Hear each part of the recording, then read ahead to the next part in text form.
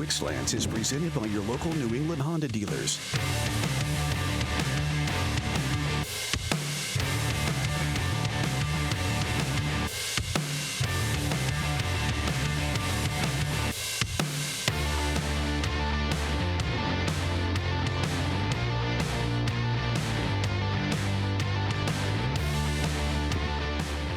We back.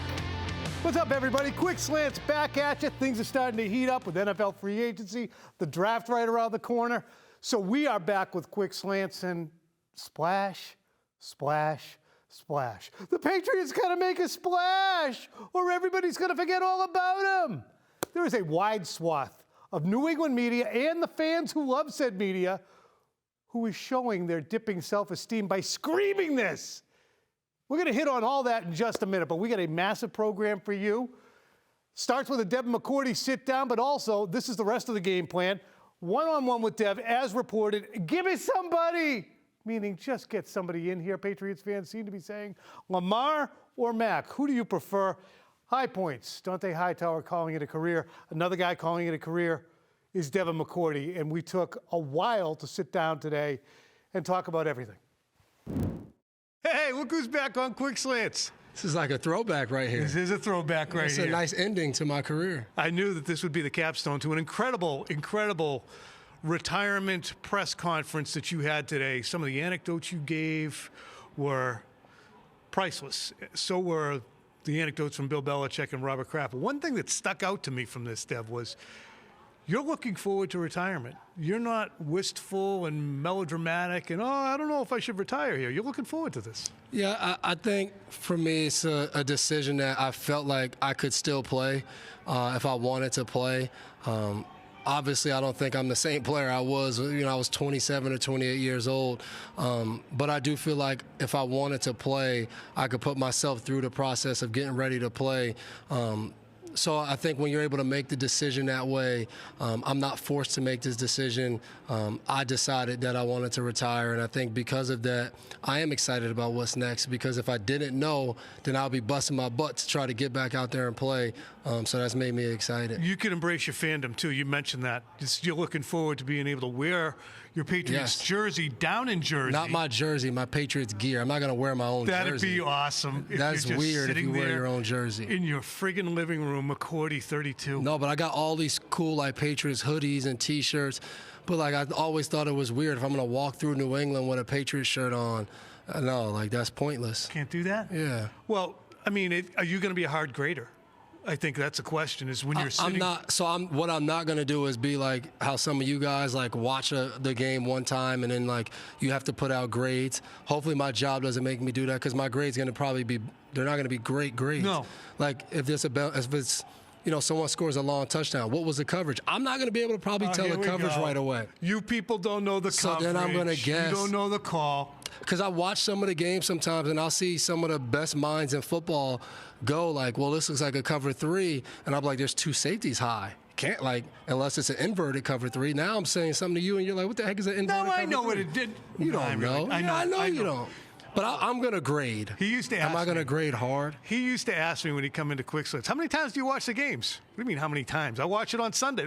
Yeah. How can you grade it with only watching it? And he's actually watching the game, not the all 22. You're just watching what they want to show you. Sometimes I did. So if Mac has a bad... The Super Bowls? The Super Bowls? Look, how did I know? You want to talk about if Mac has a bad game? Yeah.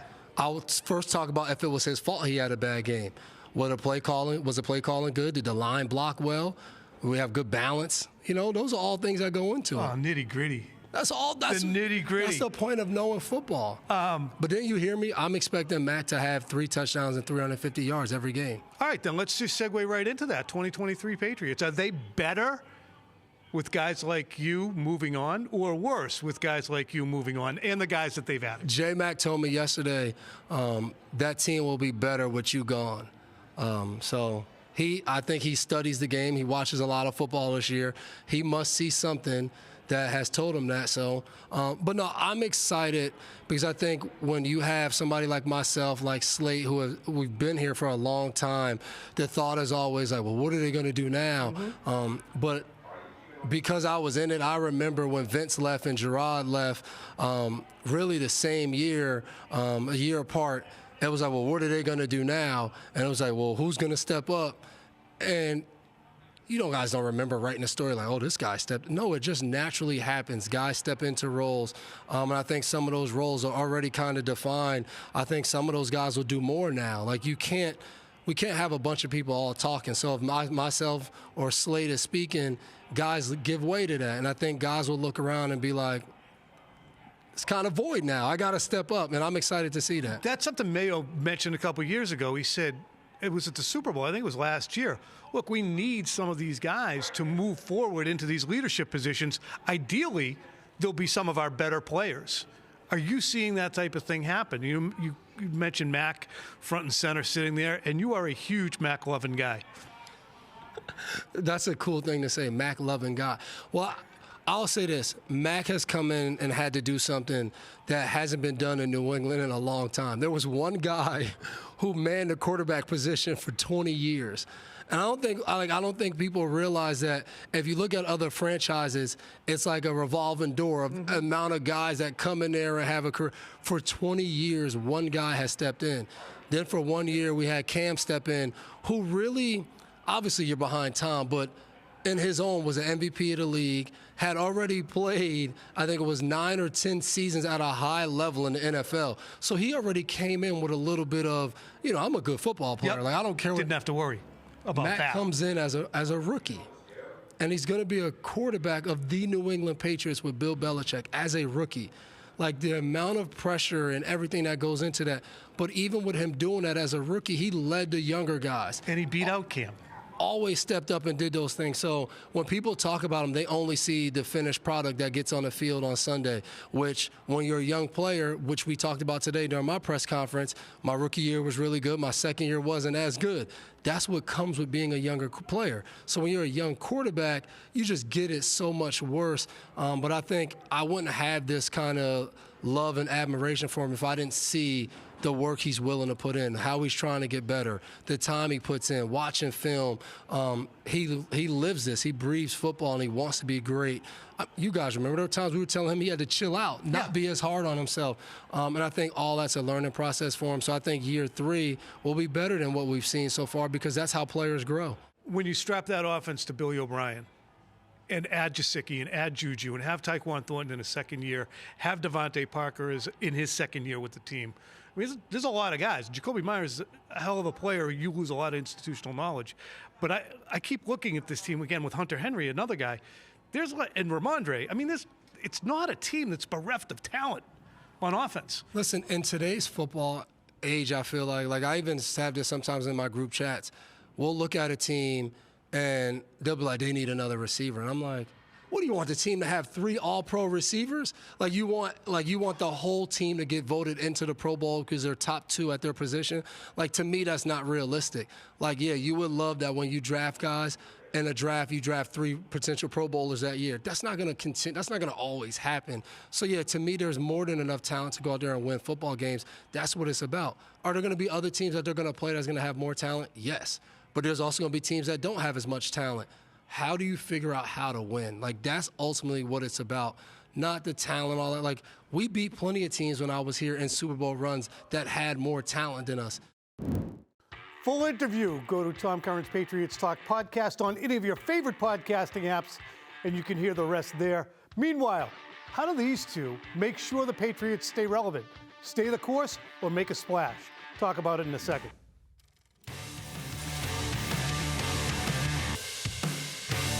Quick Slants is brought to you in part by Dr. Matthew Lopresti, the hair doctor of Tom Curran.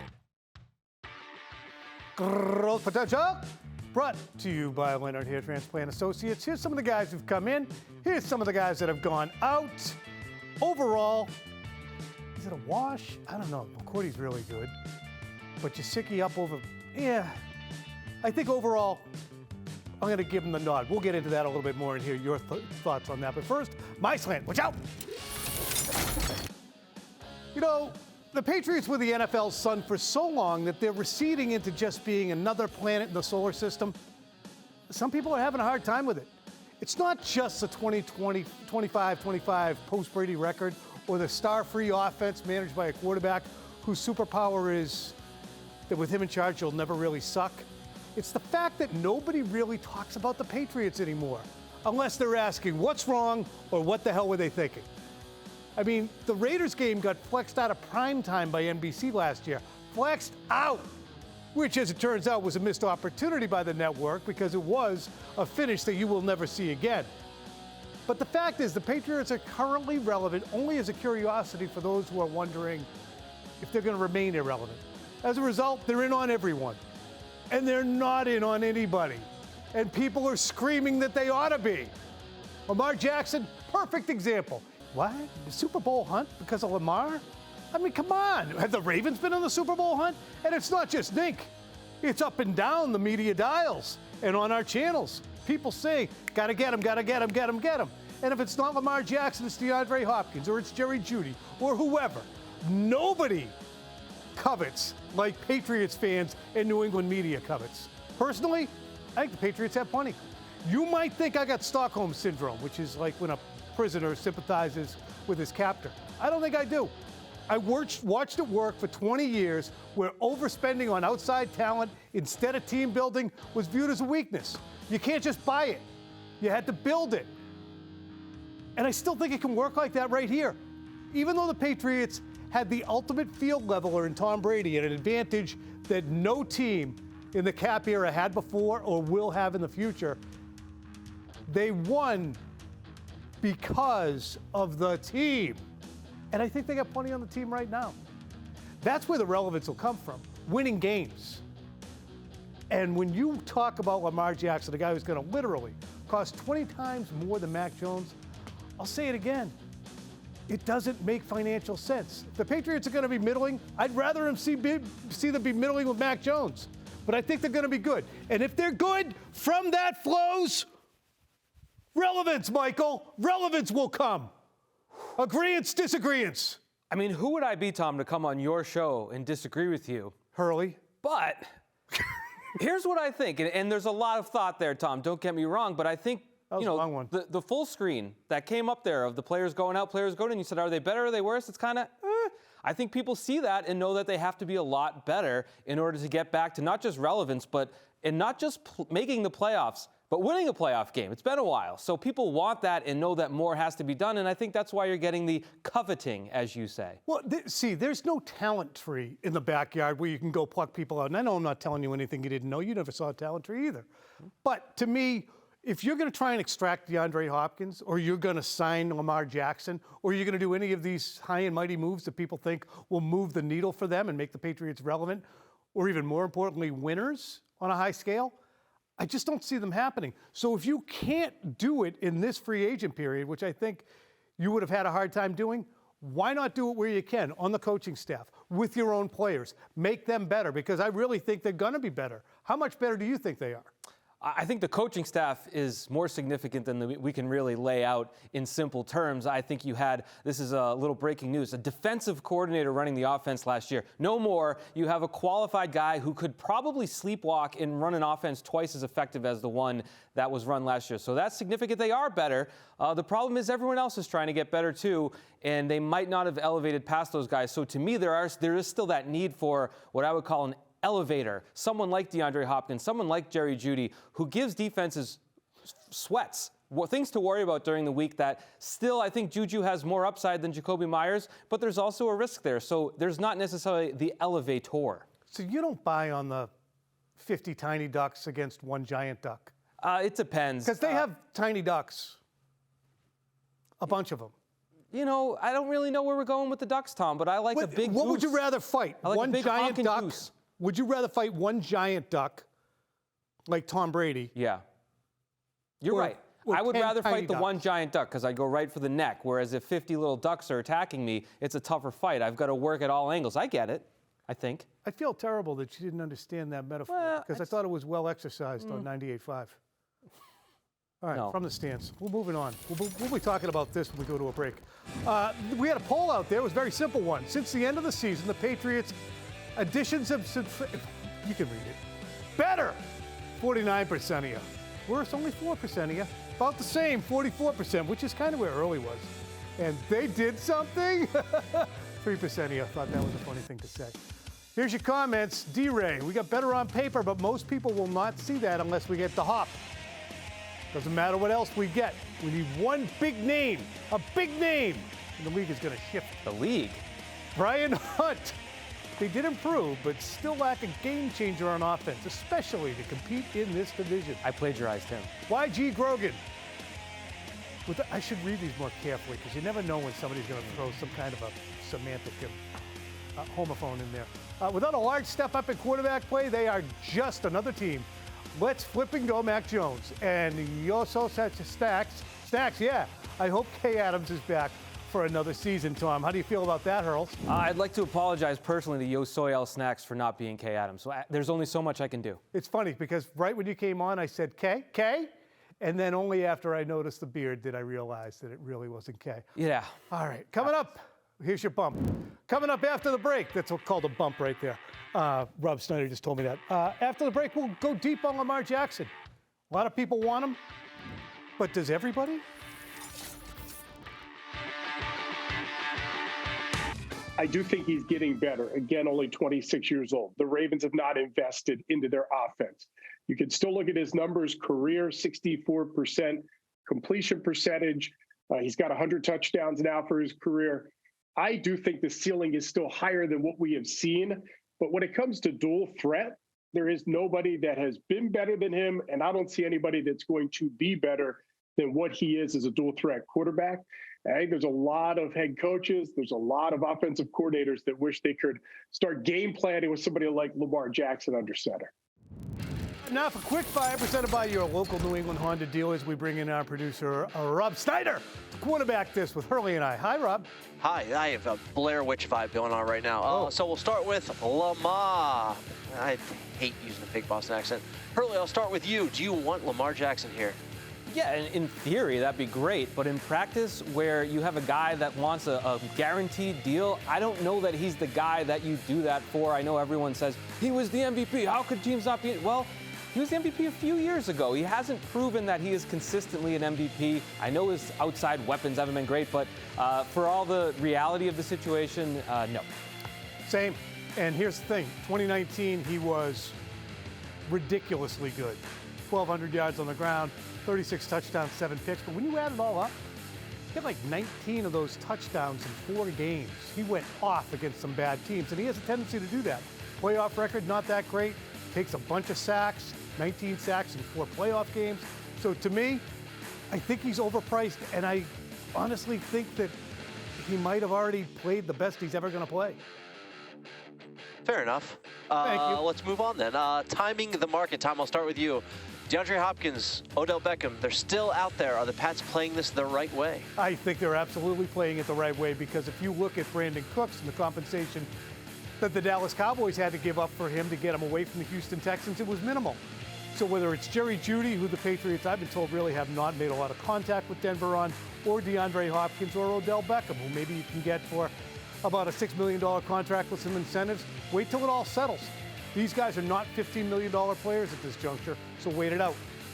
Yeah, I got to agree. It's kind of boring, but everything Tom said I agree with. This is, as much as I think the Patriots do need the elevator that I mentioned earlier, they don't need to go crazy for it. I think DeAndre Hopkins, with each day that passes and a team doesn't give up a first or a second, that price keeps going down. So absolutely keep waiting, and then the draft clock starts ticking. They'll get a discount one way or the other. All right, moving on to high points. Dante Hightower couldn't wait for a different day, not Dev's day, to say I'm retiring. Either way, Tom, it's a big old salute to old Dante today. Yeah, he was a fantastic player for the Patriots. You can just roll through. Check out his article in the Players Tribune, but the 3 things that immediately sprung to mind for me were this is a player who helped secure the 2014 Super Bowl, the 2016 Super Bowl, and the way he played in the 2018 Super Bowl really set the tone for physicality that I think reigned against the team that we figured with Sue and Aaron Donald was going to be the more physically dominant team, at least up front. Hightower changed the recipe that day. And he did that, Tom, after battling food poisoning that week, which we learned today. What stood out to me, Dante Hightower, great player, huge plays, underrated locally and nationally. A 40-pound 2-year-old son this man has. A 40-pound 2-year-old son. I don't know what else to say. I didn't notice that. Yeah.